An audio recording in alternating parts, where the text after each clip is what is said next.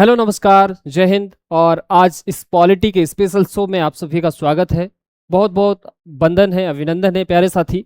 लोकतंत्र का मतलब यह नहीं है कि हमें 5 साल में एक बार जाकर के सिर्फ बटन दबा देना है। लोकतंत्र का मतलब यह है कि जहां मनुष्य रहते हैं और जब मनुष्य रहेंगे तो उन्हें स्वतंत्रता दी जाएगी। उदाहरण के लिए मान लीजिए सरकार कोई ऐसा कदम उठाती है जिस पर आपको गुस्सा आता है, समाज के लिए आप कुछ करना चाहते हैं, समाज के लिए आपको प्रेम भी करना पड़ेगा, या फिर आपको लगता है कि सारी कुछ चीज़ें सही नहीं है, इसमें बदलाव लाना चाहिए, तो फिर आप आवाज़ उठाएंगे, संघ बनाएंगे, लोगों को इकट्ठा करेंगे। तो इस तरह से इसको जो पूरा डिज़ाइन किया गया है, यानी आर्टिकल 19 के अंतर्गत जो भी फ्रीडम मिली हुई है, उनको अगर हम एक कहानी के रूप में जाने तो हमें ज़्यादा ही बेटर समझ में आएगा। जैसे मान लीजिए कि सरकार कोई भी नियम बनाती है, आपको लगा कि नहीं नहीं यह सही नहीं है, जरूरी नहीं है कि आप वहां बोल करके ही सब कुछ करेंगे। अभिव्यक्ति का मतलब होता है कि अपने अंदर जो विचार जो प्रकट हो रहे हैं उनको बाहर निकालना। जैसे मान लीजिए कोई बोलना नहीं जानता है तो वह चीज़ों को लिख सकता है। यानी सरकार के कामों की उपेक्षा करना, सरकार की आलोचना करना, यह आपका अभिव्यक्ति में आता है, यानी बोलने की आज़ादी में आता है। तो बहुत सारे इसके अंतर्गत यानी 7 तरह की स्वतंत्रताएं थी। इसमें से संपत्ति का अधिकार था, वो 44वें कॉन्स्टिट्यूशन का जो अमेंडमेंट हुआ था, संशोधन हुआ था, उसमें यानी 1978 में जब तब्दील कर दिया गया। तो कहने का मतलब यह है कि 19 के अंतर्गत कितनी स्वतंत्रताएं हैं और फिर आखिर इस पर सवाल क्यों खड़े हुए, लोगों को परेशानी क्या थी। फिर जब इसके मामले जब सुप्रीम कोर्ट में पहुंचे, याचिकाकर्ताओं ने याचिका डाली, तो फिर क्या उनके मसले हल हुए और पक्ष में गए, या फिर किस तरह के नतीजे निकले। और आखिर यहाँ से जो प्रश्न बनते हैं वो बहुत ही मज़ेदार और प्रश्न जो रहेंगे, बड़ा ही इंटरेस्टिंग मोमेंट जब आप इसको स्टोरी बना करके पढ़ेंगे तो निश्चित ही हमें एक इस तरह से याद हो जाएंगे कि फिर हमें कोई भी रटने की ज़रूरत नहीं पड़ेगी। तो अब हमको समझना ये है कि जो अनुच्छेद आप देख रहे होंगे जो 19 है, स्वतंत्रता का अधिकार है, इन अधिकारों की महत्वपूर्ण बातें विस्तार से समझेंगे। सबसे पहला आता है कि 19 का 1 का ए, वाक और अभिव्यक्ति की स्वतंत्रता। अब आप यहाँ से समझेंगे कि यह सिर्फ बोलने की आज़ादी नहीं है, इसके तहत सुप्रीम कोर्ट ने कई अन्य अधिकारों को भी इसी का हिस्सा माना है। यानी सुप्रीम कोर्ट ने कहा है कि इसके अंतर्गत प्रेस की स्वतंत्रता, प्रेस की स्वतंत्रता का तात्पर्य ये होता है कि अखबार या मीडिया को सरकार के खिलाफ भी सच छापने का अधिकार है। मान लीजिए सरकार की कोई ऐसी नीति है जो उन्होंने कदम तो उठा लिया लेकिन उसका प्रतिकूल असर पड़ सकता है, तब जो भी मीडिया या फिर अखबार छापने का जो काम रहेगा उसको सरकार दबा नहीं सकती है। ये उनको अधिकार है कि वह सच और सही की स्थिति को उजागर करे। अब पता है यहाँ अगर हम और डिटेल में पढ़ेंगे तो हमें यहाँ मौन रहने का भी अधिकार है। जैसे अगर आप किसी मुद्दे पर बोलना नहीं चाहते तो सरकार आपको मजबूर नहीं कर सकती। जैसे मान लीजिए आप कोई भी राय रखने से बच रहे हैं तो हमें यह भी अधिकार मिला हुआ है कि हम चुप भी रह सकते हैं। और इसी से संबंधित एक केस आपका जो है इमैनुअल केस जो पहुंचा था, उसको भी हम जानेंगे कि आखिर ये चुप रहने का अधिकार की स्थिति क्यों बनी।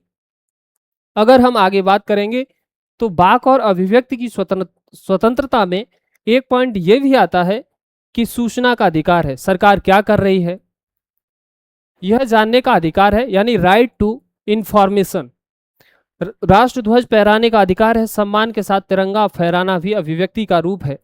आगे और हम जानेंगे कि 19(1) के अंतर्गत हमें जो स्वतंत्रता मिली थी, हमें जो राइट टू फ्रीडम का मिला था अधिकार, वह आपको वाक एवं अभिव्यक्ति की स्वतंत्रता के बाद दूसरा मिला था शांतिपूर्वक सम्मेलन की स्वतंत्रता। यानी जाहिर सी बात है आप अगर अपने विचारों को आगे बढ़ाएंगे तो लोग सुनेंगे, लोग सुनेंगे तो उनको अच्छा लगेगा। अब अच्छा लगेगा तो वहां देखो, यहां से नागरिक सरकार की नीतियों के विरोध में या किसी धार्मिक सामाजिक कार्य के लिए इकट्ठा हो सकते हैं, लेकिन शर्त यह है कि सभा शांतिपूर्ण होनी चाहिए और किसी के पास हथियार नहीं होने चाहिए।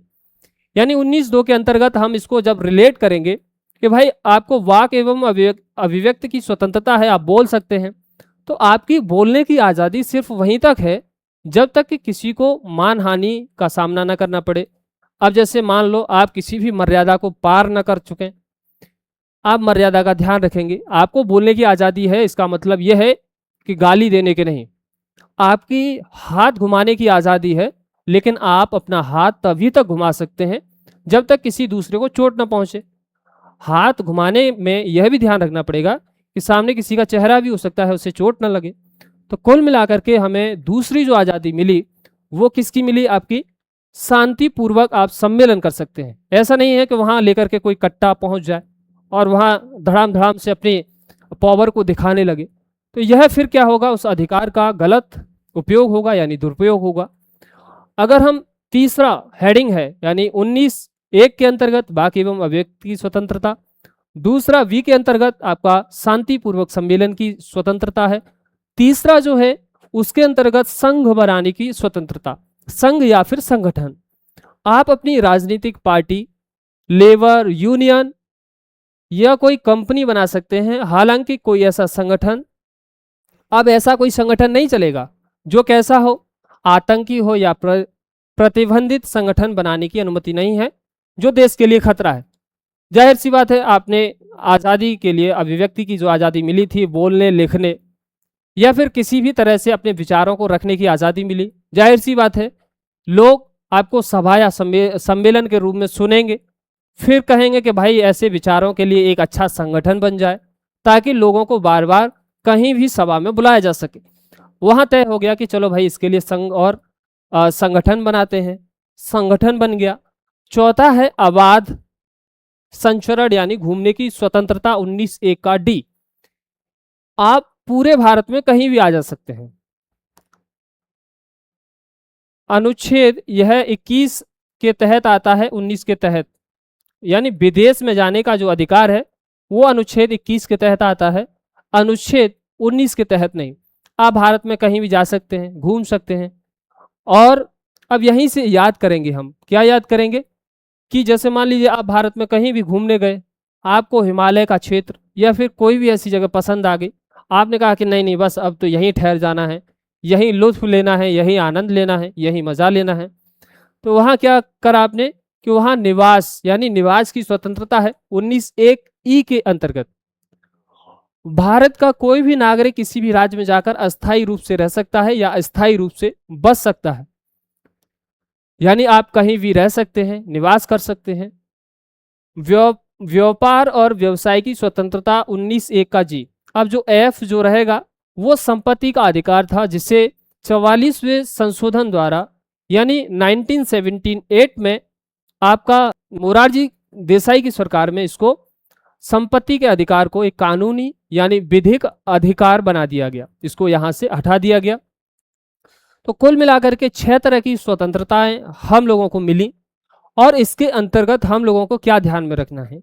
क्या वाकई में हम खुले रूप से घूम सकते हैं? क्या हम वाकई में स्वतंत्र रूप से अपनी जीभ से किसी को भी कुछ कह सकते हैं?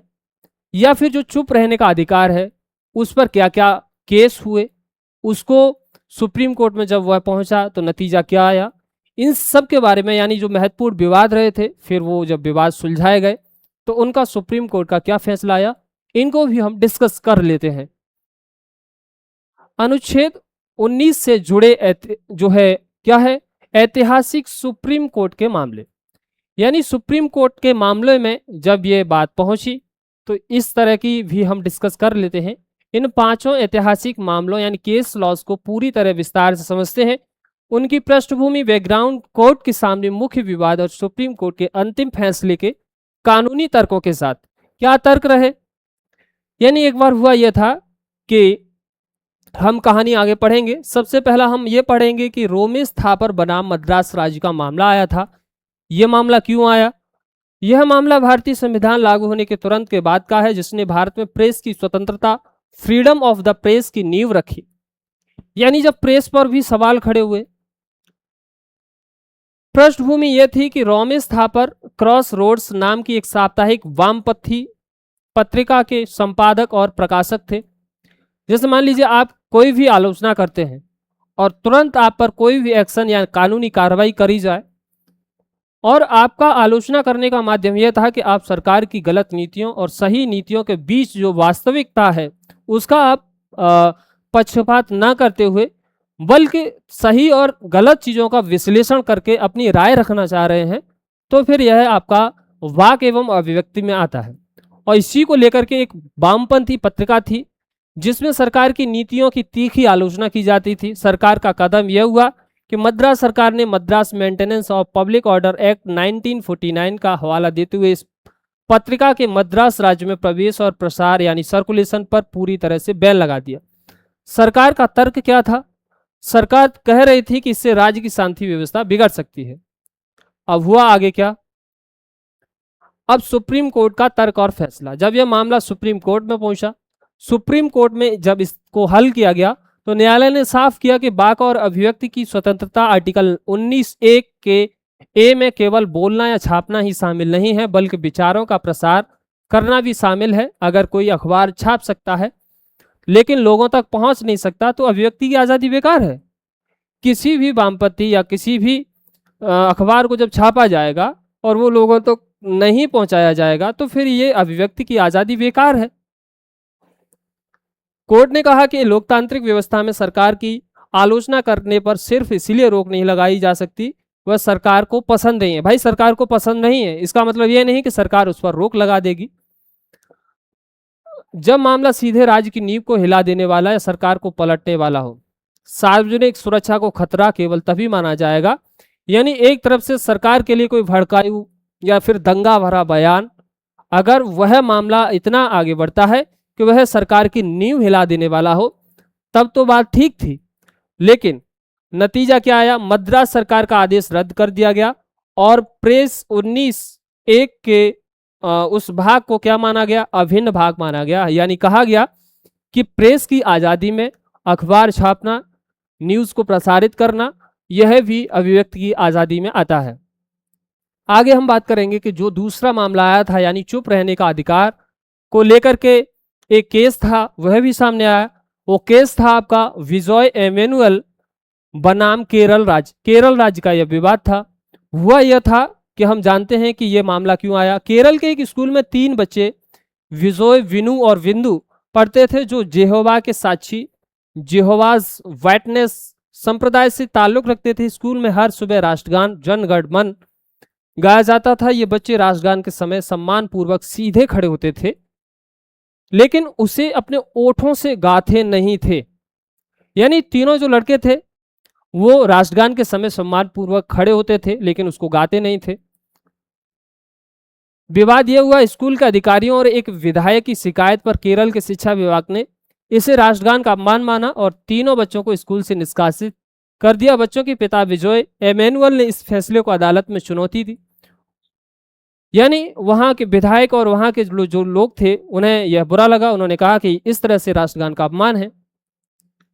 लेकिन मामला यह भी आया कि भाई चुप रहने के अधिकार में वहां क्या है? धर्म की जो स्वतंत्रता है वहां भी यहाँ इंक्लूड है।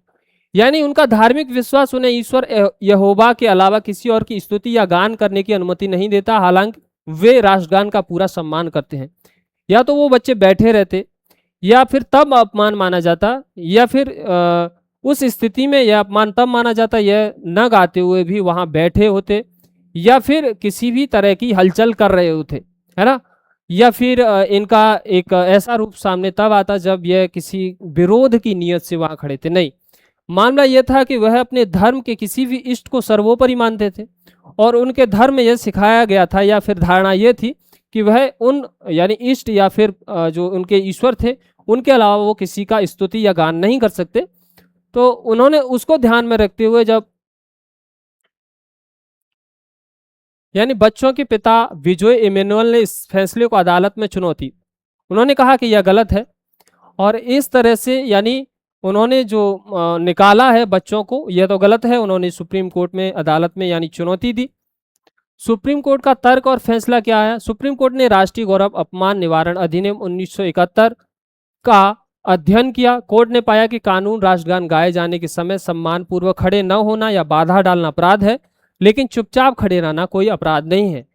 अगर अपराध तब माना जाता जब सम्मान पूर्वक खड़े नहीं होते या बाधा डालते, तब अपराध था, लेकिन चुपचाप खड़े थे, कोई अपराध नहीं माना जाएगा। न्यायालय ने ऐतिहासिक टिप्पणी क्या की, यानी आखिरी जो उन्होंने डिस्कस किया उसका निष्कर्ष क्या दिया। उन्होंने कहा कि हमारी परंपरा में हमें सहिष्णुता, सहिष्णुता का मतलब होता है कि टॉलरेंस सिखाती है, हमारा दर्शन सहिष्णुता सिखाती है, और हमारा संविधान भी सहिष्णुता का अभ्यास कराता है। यानी कोर्ट ने फैसला सुनाया कि अनुच्छेद 19(1) के तहत बोलने की आज़ादी में चुप रहने की भी आज़ादी शामिल है। नतीजा ये हुआ, स्कूल के निष्कासन आदेश को रद्द कर दिया गया और बच्चों को वापस स्कूल में प्रवेश दिलाया गया। यानी उन बच्चों के लिए, उन बच्चों का मतलब ये नहीं था कि हम राष्ट्रगान का अपमान कर रहे हैं, बल्कि उन्हें धार्मिक जो स्वतंत्रता के ऊपर, यानी वो अपने इष्ट या ईश्वर को सर्वोपरि मानते थे, वहाँ यह बताया गया था कि अन्य किसी भी चीज़ की स्तुति या गान करना उनके लिए मना है। इसीलिए वो आदरपूर्वक खड़े भी रहे थे। जब इनको स्कूल से बाहर निकाल दिया गया तो उनके पिता ने अदालत में चुनौती दी। जब यह मामला सुप्रीम कोर्ट में पहुंचा, सुप्रीम कोर्ट ने कहा कि हमारा दर्शन हमें सहिष्णुता सिखाता है, यानी सबको साथ लेकर के चलना सिखाया जाता है। यह अपराध तब माना जाता है या तो वो सम्मानपूर्वक खड़े नहीं होते या फिर किसी तरह की बाधा डालते। तो इसीलिए जाहिर सी बात है, अगर आप किसी भी चीज़ पर राय रखना नहीं चाह रहे हैं, किसी भी तरह की सरकार आप पर दबाव नहीं बना सकती कि आप वहाँ बोलेंगे ही बोलेंगे, चुप रहने का भी अधिकार है। तो दूसरा केस हम यहाँ से पढ़ रहे थे ऐतिहासिक सुप्रीम कोर्ट के मामले में। दूसरा जो केस था वो आपका चुप रहने के अधिकार को लेकर के था। जैसा कि हमने पढ़ा कि इमैनुअल यानी केरल राज्य का यह केस था। आगे हम पढ़ेंगे जो तीसरा केस क्या आया था 19 आर्टिकल के अंतर्गत, यानी स्वतंत्रता के अधिकार में क्या क्या विवाद रहे और फिर विवादों का मुख्य फैसला जो सुप्रीम कोर्ट में पहुंचा, याचिकाकर्ताओं ने याचिका क्यों डाली, या फिर इसके नतीजे जो आए उसमें अगर हम आगे बात करेंगे तो जो है हमारा केस नंबर 3 है शोधन सिंह बनाम नई दिल्ली नगरपालिका समिति 1989। यह मामला फुटपाथ पर दुकान लगाने वाले रेहड़ी पटरी वाले स्ट्रीट वेंडर्स हॉकर्स की आजीविका और व्यापार के अधिकार से संबंधित है। दिल्ली की सड़कों और फुटपाथों पर सालों से रेहड़ी पटरी लगाकर सामान बेचने वाले दुकानदारों को नगर निगम एनडीएमसी द्वारा अक्सर हटाया जाता था, उनका सामान जब्त कर लिया जाता था। शोधन सिंह और अन्य दुकानदारों ने अदालत का दरवाजा खटखटाया कि यह उनके जीने और व्यापार करने का अधिकार का हनन है। देखो 19 आर्टिकल के अंतर्गत हमें व्यापार करने का भी अधिकार है, लेकिन इस व्यापार के अधिकार को कोई हनन करने लगे, इसको छीनने लगे, तब निश्चित ही ऐसा ही हुआ कि दिल्ली में जो नगर पालिका के द्वारा के उनका सामान जब्त कर लिया जाता था, उनका हटाया जाता था। तो उन्होंने शोधन सिंह ने जाकर के अदालत को खटखटाया, यानी कोर्ट के दरवाजे को खटखटाया। जब कोर्ट में उन्होंने यह याचिका डाली, उन्होंने कहा कि क्या सार्वजनिक फुटपाथ जो चलने के लिए बने हैं पर दुकान लगाना 19(1) के तहत कोई भी व्यापार या व्यवसाय करने की स्वतंत्रता का हिस्सा माना जा सकता है। सुप्रीम कोर्ट का तर्क और फैसला क्या आया? सुप्रीम कोर्ट ने माना कि फुटपाथों या सड़कों के किनारों पर व्यापार करना या हॉकिंग करना अनुच्छेद 19(1) के तहत एक वैध मौलिक अधिकार है। भारत में बड़ी आबादी गरीब है और आजीविका चलाने के लिए उनके पास बड़े मॉल या दुकानें किराए पर लेने के पैसे नहीं हैं। एक बार शुरू में आपसे समझने के लिए यह बात का उदाहरण रखा गया था कि जब हम लोकतंत्र में 5 साल बाद या फिर 5 साल के अंतर्गत एक बार सिर्फ और सिर्फ बटन दबाने का मतलब लोकतंत्र नहीं है। यहाँ हमें आज़ादी मिली हुई है, वाक एवं अभिव्यक्ति की स्वतंत्रता मिली हुई है, हमें व्यापार करने का स्वतंत्रता का पूरा अधिकार है, हमें कहीं भी निवास करने की स्वतंत्रता है, हमें कहीं भी भारत में घूमने की स्वतंत्रता है, हमें बोलने का अधिकार है हमें, और हम जो है किसी भी तरह से आलोचना या फिर अपनी राय रख सकते हैं। अगर आप राय नहीं रख सकते तो सरकार की आलोचना के लिए आप लिख सकते हैं, बोल सकते हैं, और प्रेस की स्वतंत्रता है। इस तरह की हमें स्वतंत्रता मिली हुई थी। इसके अंतर्गत जो है सुप्रीम कोर्ट का यह फैसला आया कि भाई सड़कों या फुटपाथों के किनारे पर वो एक उनको अधिकार मिला हुआ है, लेकिन हालांकि कोर्ट ने संतुलन बनाने के लिए यह कहा कि अधिकार यह असीमित नहीं है। यहाँ अब ऐसा भी नहीं है कि पूरा फुटपाथ पर अगर आम नागरिकों के लिए चलने में अगर कोई बाधा आती है तो फिर वहाँ संतुलन बनाना पड़ेगा, वहाँ आम नागरिकों के अधिकारों को भी ध्यान में रखना पड़ेगा। तो इसीलिए सरकार ने उचित प्रबंध रीजनेबल रेस्ट्रिक्शंस के तहत सड़कों को व्यवस्थित करने के लिए नियम बना सकती है। नो हॉकिंग जोन यानी नो हॉकिंग जोन तय करना, दुकान लगाने का समय और जगह निश्चित करना, लाइसेंस या शुल्क प्रणाली लागू करना। यानी उन्होंने आम नागरिकों को निकलने चलने में बाधा हो सकती है, दिक्कत हो सकती है। कुछ जगह ऐसी चिन्हित की गई जहां आप समय सीमा के अनुसार लगा सकते हैं, जैसे आपका शाम के समय कोई भी समय निर्धारित किया जा सकता है या फिर सुबह से लेकर के शाम तक।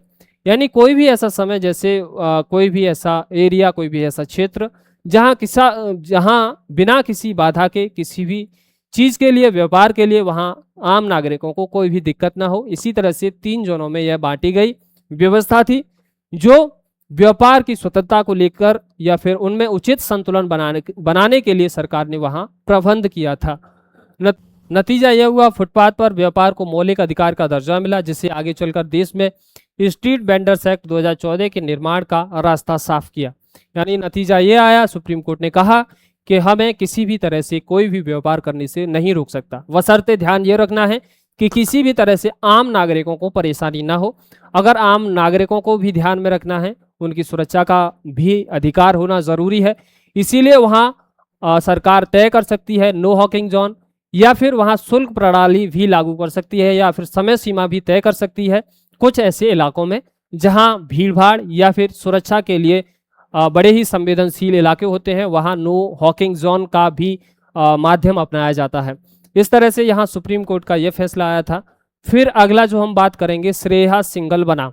यह मामला था आपका जो है भारत संघ 2015 का। यह मामला डिजिटल युग में सोशल मीडिया और इंटरनेट पर बोलने की आज़ादी का सबसे बड़ा टर्निंग पॉइंट है।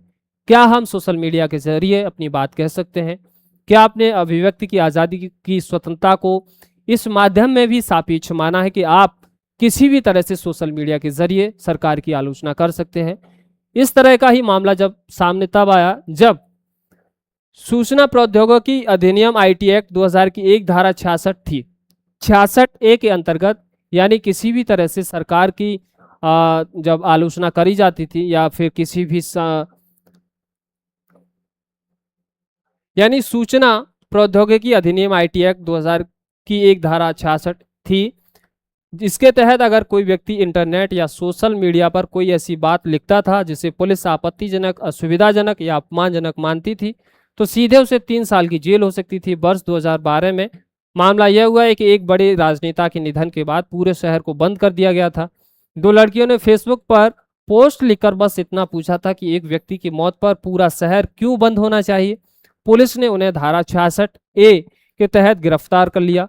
कानून की छात्रा श्रेया सिंघल बनाम ने इस कानून के खिलाफ सुप्रीम कोर्ट में जनहित याचिका यानी PIL दायर की थी। जनहित याचिका का मतलब क्या होता है? जनहित याचिका तब मानी जाती है वो किसी ऐसे लोगों के लिए है जहां लोग उससे शोषित हो रहे होंगे, यानी स्वयं के लाभ के लिए यह जनहित याचिका नहीं डाली जा सकती। यहाँ और भी लोगों का हित ध्यान में रखना होता है, इसीलिए इसको कहा गया है जनहित याचिका। यानी उन्होंने इस बात के लिए कानून का दरवाजा खटखटाया, अदालत का दरवाजा खटखटाया कि एक लोग का निधन होने के बाद, यानी उन्होंने जब फेसबुक पर पोस्ट लिखा, क्यों लिखा? क्योंकि पूरा शहर क्या कर रहा था, बंद कर दिया गया था। तो 2 लड़कियों ने फेसबुक पर पोस्ट लिख दी, क्या एक राजनेता के निधन के बाद क्या पूरे शहर को बंद कर देना जायज़ है? इस फेसबुक पोस्ट को उसी की एक साथी मित्र ने यानी उसको लाइक कर दिया, और इसी के तहत वहां पुलिस ने उनको 66A धारा के अंतर्गत उन्हें गिरफ्तार कर लिया गया। जब गिरफ्तार किया तो फिर कानून की एक छात्रा थी यानी श्रेया सिंघल ने इससे कानून के खिलाफ सुप्रीम कोर्ट में जनहित याचिका डाल दी। विवाद था, क्या धारा 66A इतनी अस्पष्ट है और व्यापक है कि नागरिकों को सोशल मीडिया पर जायज़ विचार रखने से भी डराती है? यानी क्या 66A जो धारा है वो इतनी अस्पष्ट है या फिर इतनी डरा देने वाली धारा है कि कोई व्यक्ति क्या कुछ नहीं लिख सकता, क्या गलत होता ही रहे, क्या गलत के खिलाफ आवाज़ ना उठाए, सोशल मीडिया के खिलाफ आवाज़ ना उठाए? तो इस तरह का जब मसला सामने आया तो पुलिस ने उनको गिरफ्तार कर लिया। श्रेया सिंघल ने उसका जनहित याचिका को कोर्ट में जब पेश किया तो सुप्रीम कोर्ट का क्या फैसला आया? सुप्रीम कोर्ट का फैसला ये आया, तर्क और ये आया कि अदालत ने कहा कि धारा 66A में आपत्तिजनक या असुविधाजनक शब्दों की कोई साफ परिभाषा नहीं है।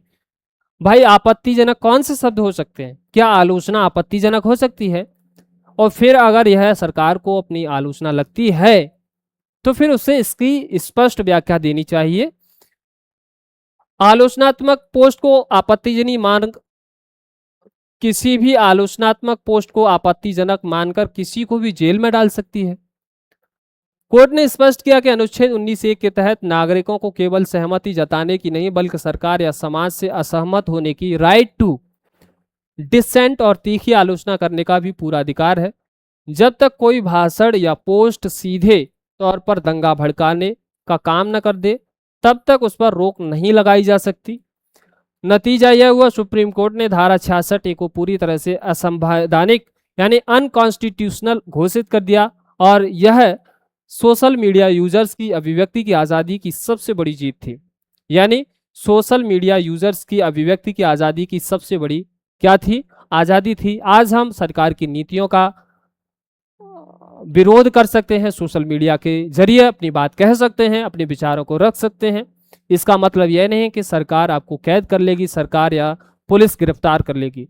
हाँ, आपका भड़काऊ बयान नहीं होना चाहिए, आपका ऐसा कोई बयान नहीं होना चाहिए जो दंगा जैसी स्थितियों को उत्प्रेरित करे। बशर्ते आपको यह ध्यान में रखना है कि वह दिए गए सुझाव आपको राष्ट्र के लिए या राष्ट्र निर्माण के लिए अच्छे योगदान के लिए आपके विचार हो, आप उन विचारों को रख सकते हैं।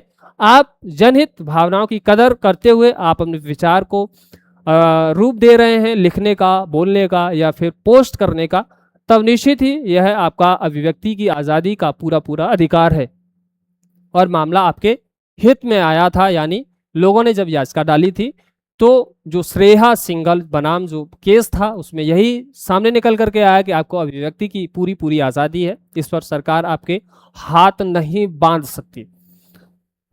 अनुराधा भसीन बनाम भारत संघ केस की बात करें, 2020 का मामला था।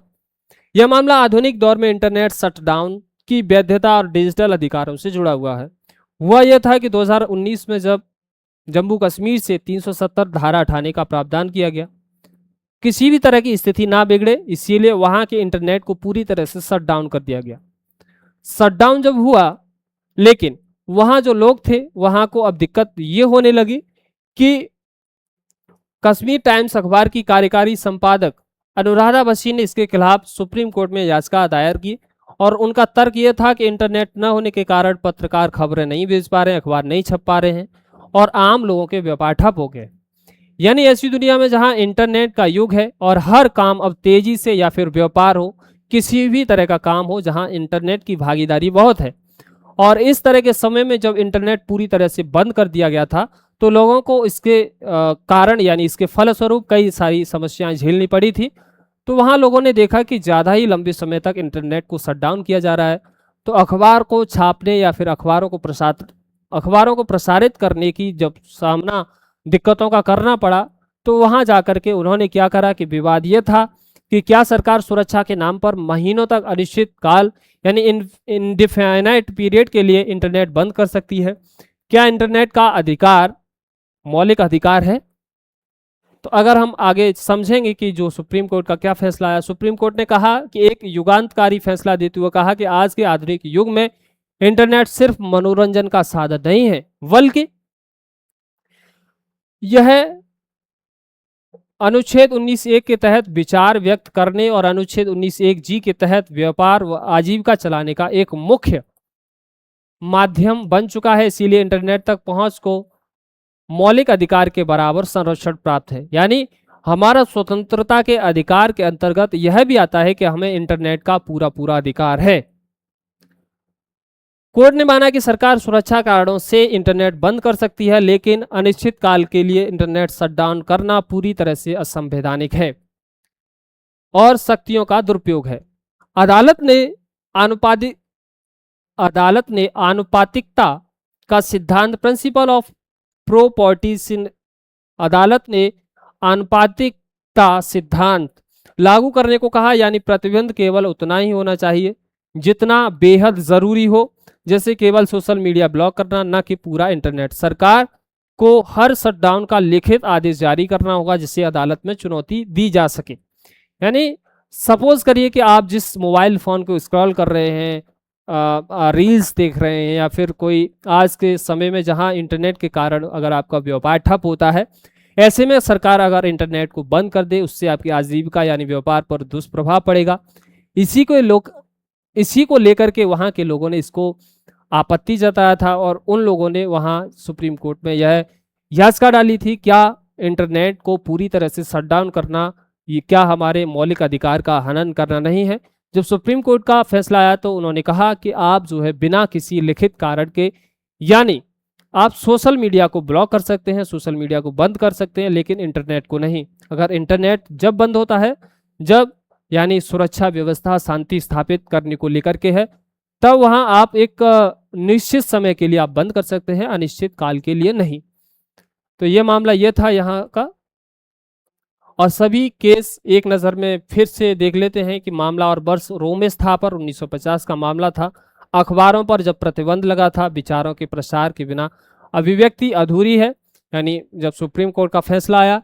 दूसरा था विजय एमेनुअल 1986, यानी चुप रहने का अधिकार, राष्ट्रगान न गाना, चुप रहने का अधिकार भी बोलने की आज़ादी का हिस्सा है। तीसरा शोधन सिंह 1989, रेहड़ी पटरी हटाना, फुटपाथ पर दुकान लगाना और आजीविका कमाना एक मौलिक अधिकार है।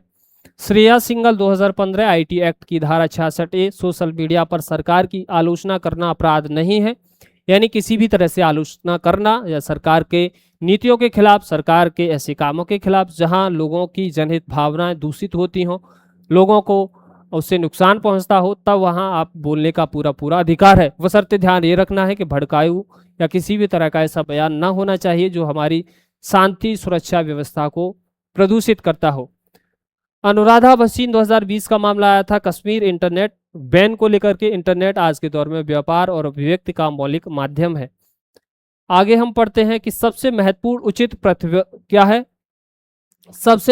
उचित प्रतिबंध रीजनेबल रेस्ट्रिक्शंस, यानी अनुच्छेद 19 असीमित है, एब्सोल्यूट नहीं है। इसका मतलब यह है कि आपको आज़ादी तो है, लेकिन आप अपनी आज़ादी का इस्तेमाल दूसरों को नुकसान पहुंचाने या देश को खतरे के लिए नहीं कर सकते। यानी आपको वहीं तक आज़ादी है जहां तक आप किसी भी व्यक्ति को, किसी भी सरकार को, यानी अब जैसे मान लीजिए आपको बोलने का अधिकार है, लेकिन आप गाली नहीं दे सकते, कोई भड़काऊ बयान नहीं कर सकते। आपको सभा करने की स्वतंत्रता है, लेकिन सभा में किसी भी तरह का हथियार, किसी भी तरह के अराजक तत्व वहां आप पेश नहीं कर सकते, शामिल नहीं कर सकते। संविधान 19 के 2 के तहत या 6 के तहत सरकार आपकी इन आज़ादियों पर कुछ खास आधारों पर रोक लगा सकती है, रोक भी लगा सकती है। कब लगा सकती है?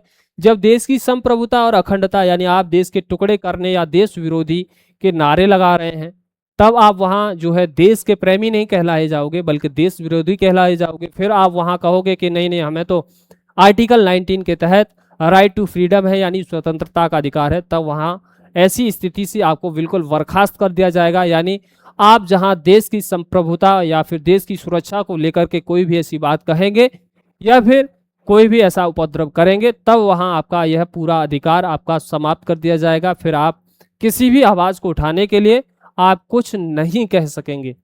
फिर बात करें सार्वजनिक व्यवस्था यानी पब्लिक ऑर्डर। अगर आपके भाषण या सभा से दंगा भड़कने का खतरा हो तो सरकार उसे रोक सकती है। न्यायालय की अवमानना, आप कोर्ट या जजों के सम्मान को ठेस नहीं पहुंचा सकते, यानी सुप्रीम कोर्ट के जज या फिर हाई कोर्ट के जज या जो न्याय को लेकर के सुचारू रूप से प्रक्रिया को पारदर्शिता के साथ सॉल्व करते हैं, आप उनको अपमानजनक या फिर कोई भी ऐसी भाषा का यूज नहीं कर सकते जो उनको ठेस लगे। अगर वहां भी ऐसा होता है तो निश्चित ही आप वहां देशद्रोही साबित करे जाएंगे। मानहानि, अपनी आज़ादी के नाम पर आप किसी दूसरे व्यक्ति को बिना वजह बदनाम या गाली नहीं दे सकते। आप, इसका मतलब ये नहीं कि बोलने की आज़ादी है तो आप किसी को गाली देंगे या फिर किसी की मानहानि करेंगे या फिर आप बदनाम करेंगे, इसको भी ध्यान में रखना है। यह आर्टिकल 19 के तहत उचित रीजनेबल यानी प्रतिबंध है, रेस्ट्रिक्शंस हैं। जनजातियों के हित, कुछ आदिवासी क्षेत्र ऐसे हो सकते हैं जहां उनकी संस्कृति को बचाने के लिए बाहरी लोगों के घूमने या वहां जमीन लेकर बसने 19(1)D और E पर प्रतिबंध लगाया जा सकता है। यानी 19(1)D और E में जो अधिकार जो मिले हुए हैं उन पर रोक लगाई जा सकती है, क्योंकि वहाँ के आदिवासी कुछ क्षेत्र ऐसे हैं जहाँ उन्हें संस्कृति को बचाना है। इसीलिए कुछ विशेष खास जगहों पर आपके घूमने और वहाँ निवास या फिर इस चीज़ को लेकर के प्रतिबंध भी लगाया जा सकता है, क्योंकि यह क्या है, उचित प्रतिबंध जो है रीजनेबल रेस्ट्रिक्शंस है, इसको आपको फॉलो करना ही पड़ेगा। तकनीकी योग्यता सरकार किसी व्यापार के लिए लाइसेंस या न्यूनतम पढ़ाई जैसे डॉक्टर बनने के लिए एमबीबीएस की शर्त अनिवार्य कर सकती है। यानी व्यापार का मतलब ये नहीं कि आपने किसी भी बिना डिग्री के दवाइयाँ बेचने लग रहे हैं, तब सरकार किसी भी तरह की टेक्निकल एलिजिबिलिटी को वहाँ पर निर्धारित कर सकती है।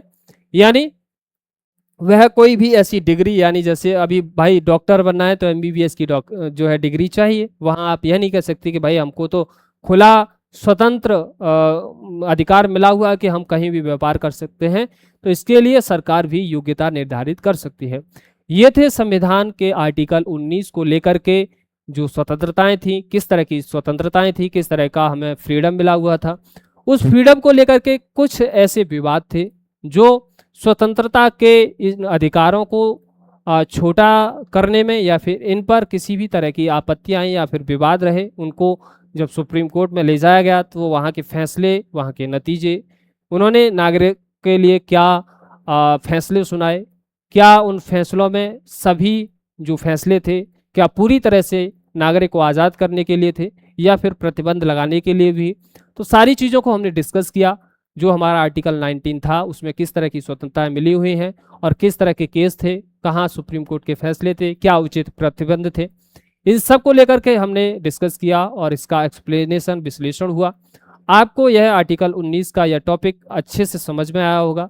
और भी इस तरह के लीगल जो फैक्ट्स हैं या फिर इस तरह की जो टॉपिक वाइज जो जानकारी है या फिर टॉपिक वाइज किसी भी टॉपिक को जब आगे की क्लास में, आगे के टॉपिक में जब एनालिसिस करेंगे, वह भी आपके लिए बहुत बहुत उपयोगी होगा। इसीलिए हमारे इस टॉपिक से, हमारे इस शो से, जहाँ टॉपिक को लेकर यहाँ मुख्य किसी एक विशेष टॉपिक को आधार मान करके वहाँ विश्लेषण किया जाता हो, जो आपकी परीक्षा के लिए बहुत बहुत उपयोगी हो।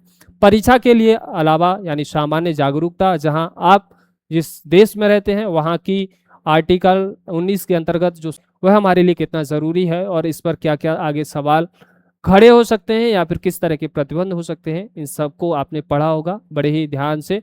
बहुत मज़ा आया होगा, इसीलिए हमारे साथ जुड़े रहिए और इस तरह की क्लासेस के लिए हमारे साथ जुड़े रहिए और हमारे चैनल को सब्सक्राइब कर लीजिए। मिलेंगे अगले अपडेट के साथ। जय हिंद।